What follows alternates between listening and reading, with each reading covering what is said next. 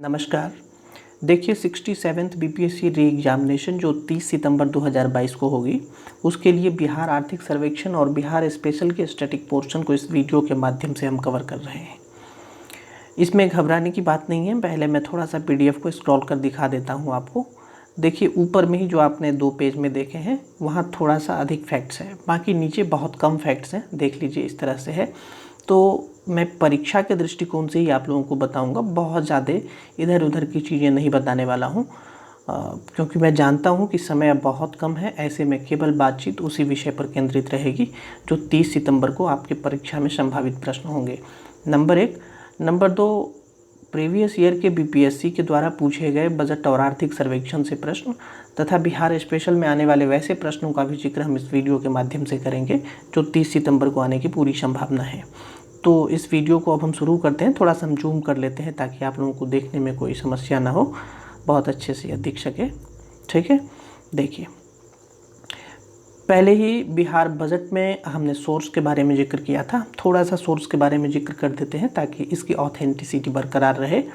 आप लोग जो पहले देख चुके हैं उनको पता है, लेकिन जो नए स्टूडेंट हैं उनको मैं थोड़ा सा बता देना चाहूँगा कि इसके लिए हमने बहुत ज़्यादा सोर्स का यूज़ किया है। जैसे बिहार इकोनॉमिक सर्वे 2021-22 के डाटा को हमने इसमें लिया है, गवर्नमेंट ऑफ बिहार के डाटा को लिया है, फाइनेंस डिपार्टमेंट के डाटा को लिया है, फाइनेंस कमीशन के डाटा को लिया है। ये दोनों अलग अलग हैं। ये बिहार सरकार का मंत्रालय है और ये केंद्र सरकार के आयोग हैं, दोनों अंतर है। ये सेंट्रल स्टैटिस्टिकल ऑर्गेनाइजेशन का डाटा है। उसके बाद physical responsibility budget management act 2006 की जो डाटा बिहार सरकार ने प्रोवाइड किया है उसको भी हमने इसमें शामिल किया है। बिहार सरकार के लोन बुक आते हैं जब बजट प्रस्तुत की जाती है, आर्थिक समीक्षा उस समय समीक्षा के समय। फिर उसके बाद आर्थिकी 2021-22 के डाटा को हमने यूज़ किया है, इंडिया ईयर बुक और फिर अदर सोर्सेज जो हमने पढ़े थे उसको यूज़ किया है। साथ ही कहीं कहीं हमें जब डाटा में वेरिएशन मिला तो हमने पीआईवी का भी यूज़ किया है। और फिर प्रीवियस ईयर क्वेश्चन जो बीपीएससी के पिछले 5 साल के हैं उसको भी हमने अपडेट कर दिया है। तो ये इतना चीज़ इस वीडियो के माध्यम से आपको देखने को मिलेगा और हर एक डाटा बहुत ऑथेंटिक सोर्स से यूज़ किया है हमने, इसलिए डाटा में वेरिएशन के कहीं आपको देखने को नहीं मिलेंगे। ध्यान रखेंगे ये 16वां आर्थिक सर्वेक्षण है और इसको 25 फरवरी 2022 को तारकिशोर प्रसाद उप मुख्यमंत्री तत्कालीन जब उस समय थे उन्होंने इसको प्रस्तुत किया था। एक चीज़ और ध्यान रखिएगा कि इस सर्वेक्षण में डाटा 2020-21 का है, ये आर्थिक सर्वेक्षण 2021-22 का है। यहाँ देख सकते हैं, यहाँ लिखा हुआ है, लेकिन इसमें डाटा 1 साल पहले का होता है। तो आपसे जब कभी पूछे जाएंगे प्रश्न तो वहाँ वास्तविक डाटा लिखा होगा नंबर 1, या फिर बिहार आर्थिक सर्वेक्षण 2021-22 के अनुसार आपसे पूछा जाएगा, इस तरह से। तो दोनों ही बातें आप लोग ध्यान रखेंगे। इस बार जो आर्थिक सर्वेक्षण प्रस्तुत किए गए थे उसमें क्रमशः इस प्रकार ये सारे विषय थे, लेकिन हमको विषय पर बहुत ज़्यादा फोकस करने की आवश्यकता नहीं है और ना ही डरना है कि इतना लंबा चौड़ा ये है तो इसको हम कैसे याद रखेंगे, कुछ भी नहीं करना है। आइए हम पहले आपको परीक्षा के दृष्टिकोण से जो महत्वपूर्ण प्रश्न हैं केवल उसी पर चर्चा करते हैं। देखिए सबसे पहला, न चैप्टर भी आपको याद रखने की आवश्यकता नहीं है कि पहला चैप्टर है बिहार की अर्थव्यवस्था एवं अवलोकन, आवश्यकता नहीं है। सिर्फ इतना समझिए कि बिहार की अर्थव्यवस्था की वृद्धि 2020-21 में 2.5% और भारत की 2020-21 में कितना है, -7.2%। अब हमने लिखा है 2020-21 और आर्थिक सर्वेक्षण हम 2021-22 कह रहे हैं और भारत का भी हमने 2021-22 का आर्थिक सर्वेक्षण दिया है। हाँ, क्योंकि हमने पहले भी बताया और अभी भी बता रहे हैं कि डाटा हमेशा आर्थिक सर्वेक्षण में 1 साल पहले का आता है जिसको वास्तविक डाटा कहा जाता है। और परीक्षा में जो भी प्रश्न पूछे जाते हैं वो अनुमानित डाटा से नहीं पूछे जाते हैं, वो वास्तविक डाटा का होता है। तो इतना थोड़ा सा बेसिक जानकारी हमको देना था, वो आप लोग ध्यान रखिएगा। बिहार का सकल राज्य घरेलू उत्पाद 2020-21, देखिए 2011-12 के स्थिर मूल्य पर और वर्तमान मूल्य पर 2 तरह से हर जो उत्पाद होंगे उसके मूल्य होते हैं। तो 2011-12 के स्थिर मूल्य पर 4,19,853 रुपया है। ये करोड़ रुपया होगा, ध्यान रखेंगे। 4,19,853 करोड़ रुपया है और ये 6,18,828 करोड़ रुपया है, ये भी ध्यान रखेंगे। ठीक है। बिहार का निवल राज्य घरेलू शुद्ध 2020-21 में, यहाँ भी 2011-12 के स्थिर मूल्य पर और वर्तमान मूल्य पर आपको ध्यान रखना है। ये कितना है, 1000 करोड़ में 379.55 या 3,79,549 करोड़ रुपया है और ये 5,66,465 करोड़ रुपया है, तो ये इसको ध्यान रखेंगे। फिर बिहार में प्रति व्यक्ति सकल राज्य घरेलू उत्पाद 2020-21 निवल यानी शुद्ध कितना है, तो ये भी देखिए निवल या शुद्ध, यहाँ भी निवल या शुद्ध लिखा है, लेकिन दोनों के मूल्य में अंतर है। ये है स्थिर मूल्य पर 2011-12 के, और ये है वर्तमान मूल्य पर कितना है 34,314 रुपया, ठीक है, जिसमें 1% की वृद्धि पिछले वर्ष से दर्ज की गई है। और ये कितना है 50,555 रुपया। 34,314 रुपया वाला भी ध्यान रखिएगा और 50,555 रुपया वाला भी ध्यान रखिएगा आप लोग। अब देखिए सकल राज्य घरेलू उत्पाद यानी कि ग्रॉस स्टेट डोमेस्टिक प्रोडक्ट में 2020-21 में इसका प्राथमिक, द्वितीयक और तृतीयक क्षेत्र का कितना हिस्सा है, तो ये है प्राथमिक क्षेत्र 19.2%, द्वितीयक क्षेत्र 19.5% और तृतीयक क्षेत्र 61.2% है। प्रति व्यक्ति सकल जिला घरेलू उत्पाद 2019-20 पटना सबसे अधिक है, देखिए सबसे समृद्ध जिला है, और शिवहर जो है सबसे गरीब जिला है। तो बस इतना ही डाटा ये मेन आपको ध्यान रखना है। उसके बाद देखिए आगे 7 निश्चय 1 और 7 निश्चय 2 योजना आपको ध्यान रखना है, क्योंकि बिहार सरकार का ये ड्रीम प्रोजेक्ट है और इस पर जो है प्रश्न कई बार आए हैं, तो आप लोगों से पूछे जा सकते हैं। 7 निश्चय 2 योजना का जो है ये ध्यान रखना है आपको, 15 दिसंबर 2020 को इसको स्वीकृति प्रदान की गई थी, तो ये ध्यान रखेंगे। इसमें देखिए युवा शक्ति बिहार की प्रगति, सशक्त महिला सक्षम महिला, हर खेत तक सिंचाई का पानी, स्वच्छ गांव समृद्ध गांव, स्वच्छ शहर विकसित शहर, सुलभ संपर्कता और सबके लिए अतिरिक्त स्वास्थ्य सुविधा। 7वां पॉइंट जो है ये बहुत महत्वपूर्ण है, क्योंकि इसके तहत जो है सबके लिए अतिरिक्त स्वास्थ्य सुविधा में बच्चों के लिए एक स्वास्थ्य सुविधा ऐड किया गया है। जो बच्चे हृदय में पथरी के साथ संभवतः ऐसा कुछ है कि वो जन्म लेते हैं, तो उनका निःशुल्क उपचार करवाया जाएगा राज्य सरकार के द्वारा, तो ये ध्यान रखेंगे आप लोग, ठीक है। उसके बाद आगे देखिए, और इस 7 निश्चय 2 योजना जो है उसका पर्यवेक्षण जो है बिहार विकास मिशन के द्वारा होगा, ये ध्यान रखेंगे आप लोग, ठीक। अब देखिए CSO के डाटा हमने यहाँ यूज़ किए हैं।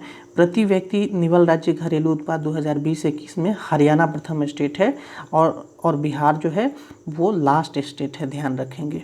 बिहार का जो पोजीशन है वो लास्ट है, 31,017 रुपया जो है स्थिर मूल्य 2011-12 के आधार पर प्रति व्यक्ति सकल राज्य घरेलू उत्पाद CSO ने बताया है बिहार के लिए।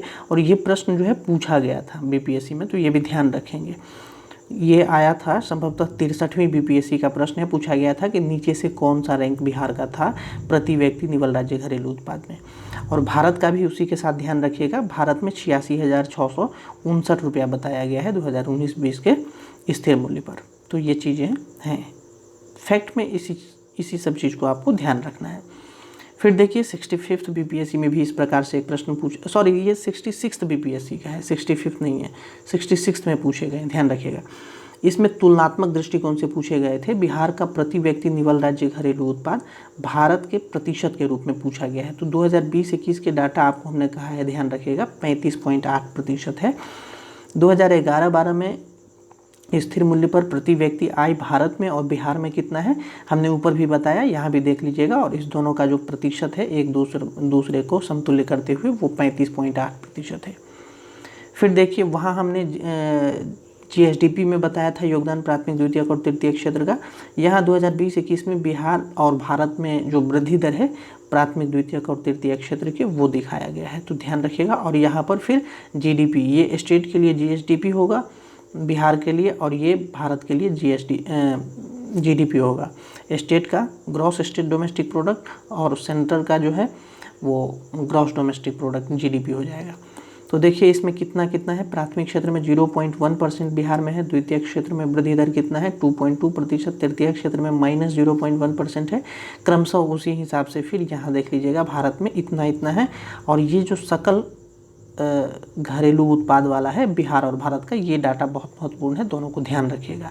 और ये हमने भारत सरकार के डाटा से लिया है ताकि इसमें वेरिएशन नहीं हो, क्योंकि राज्य सरकार के साथ इसको कोऑर्डिनेट करके चलना होता है, तो इसीलिए केंद्र सरकार का डाटा इसमें मान्य होगा। उसके बाद देखिए पशुधन, वित्तीय सेवा, रेलवे, संचार, लोक प्रशासन बिहार की अर्थव्यवस्था में सर्वाधिक योगदान रखता है, तो ये भी ध्यान रखेंगे। उसके बाद आर्थिक एवं सांख्यिकी निदेशालय बिहार सरकार की एक रिपोर्ट है, उसके हिसाब से सकल राज्य घरेलू उत्पाद, निवल राज्य या शुद्ध राज्य घरेलू उत्पाद और प्रति व्यक्ति उत्पाद कितना है, वो चीज़ें यहाँ दर्शाई गई है। आप एक बार देख लेंगे। ठीक, देखिए बस उसमें जितना फैक्ट्स था वही था। अब आप लोगों को बहुत ज़्यादा फैक्ट्स नीचे नहीं मिलेंगे, इस वीडियो को पूरा देखिए तो समझ में आएगा। बिहार का सकल राज्य घरेलू उत्पाद ऊपर भी हमने दिखाया। देखिए आपको 2020-21 का ध्यान रखना होगा, और सकल राज्य घरेलू उत्पाद जो है ये पूछा गया है आपको 65th बीपीएससी में, डायरेक्ट डाटा पूछे गए हैं। देखिएगा उसमें 4,27,000 समथिंग उस समय पर था उसका आंसर। इस बार जो है ये दोनों डाटा आपको ध्यान रखना है, एक तो वास्तविक वाला ध्यान रखेंगे, एक थोड़ा सा अनुमानित वाला इसलिए भी ध्यान रखेंगे, इसमें हालांकि वेरिएशन आएगा थोड़ा बहुत, लेकिन बीपीएससी ने इस बार जो पूछा था 22,510 करोड़ रुपया वाला एक क्वेश्चन, उस क्वेश्चन को उसने अनुमानित डाटा से पूछ लिया था, तो ये ध्यान रखेंगे। देखिए 2020-21 में कितना है, 6,18,628 करोड़ रुपया है, और 2021-22 में 7,57,026 करोड़ रुपया है। क्या सकल राज्य घरेलू उत्पाद है, इतना जीएसडीपी है, तो ये ध्यान रखना है। आगे देखिए, फिर इसमें आपको ये सब इम्पोर्टेंट नहीं है आपके लिए।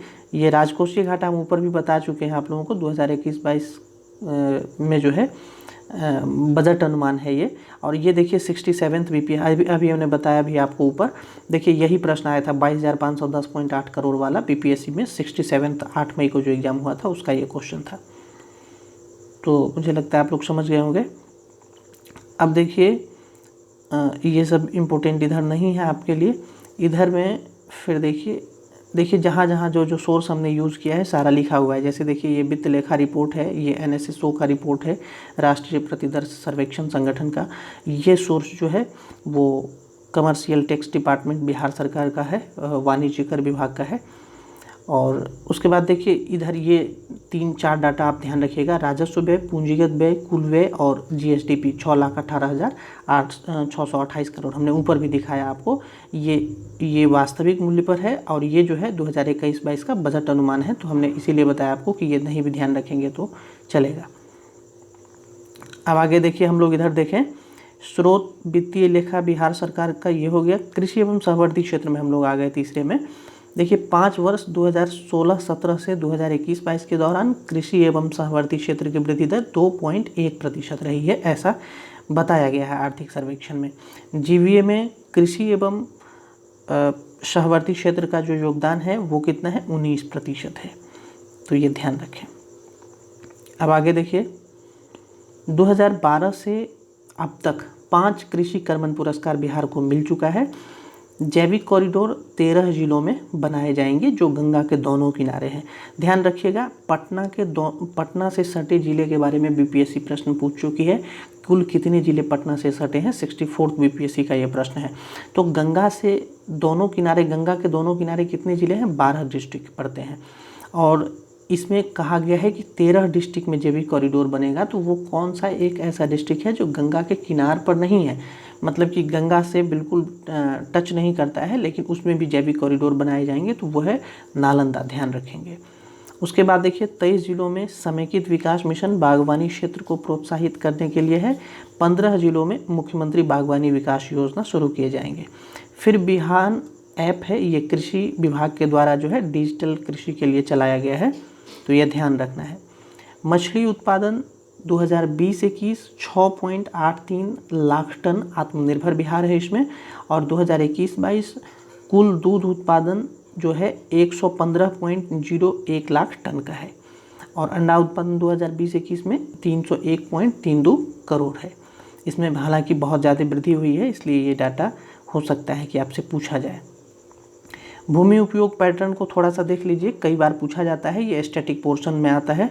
भूमि उपयोग पैटर्न में जो है बिहार की कुल भौगोलिक क्षेत्रफल जो है 94 लाख हेक्टेयर है, और इसमें कृषि बंजर भूमि कितना है, 0.5% है। शुद्ध बुआई क्षेत्र 2019-20 में 50.77 लाख हेक्टेयर यानी 54.2% है। शस्य सकल क्षेत्र बिहार में कितना है, ये सभी पूछे गए प्रश्न हैं, A to Z प्रश्न बीपीएससी ने पूछे हैं, प्रीवियस ईयर का क्वेश्चन यदि आपने देखा हो तो। 72.97 लाख हेक्टेयर है, ये 78% है, और फसल सघनता 1.44 हज़ार हेक्टेयर है, या 144% है।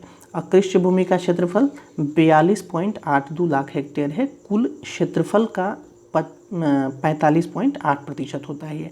और ये सोर्स हमने आर्थिक एवं सांख्यिकी निदेशालय से लिया है, इसलिए डरने की कोई बात नहीं, ये सारे सोर्स बहुत ऑथेंटिक हैं। शुद्ध बुआई क्षेत्र 54.2% है कुल कृषि भूमि का, जो लगभग 50.77 लाख हेक्टेयर होता है। और कृषि के लिए अनुपलब्ध भूमि कितना है, 23.1% है। आगे देखिए जो इम्पोर्टेंट है, सर्वाधिक निवल या फिर शुद्ध बुआई क्षेत्र वाला जिला 2019-20 बक्सर 85.1% है। सर्वाधिक फसल सघनता शिवहर में है। बिहार के कुल वन क्षेत्र का 43.4% हिस्सा मात्र 3 जिले जैसे कैमूर, जमुई और नवादा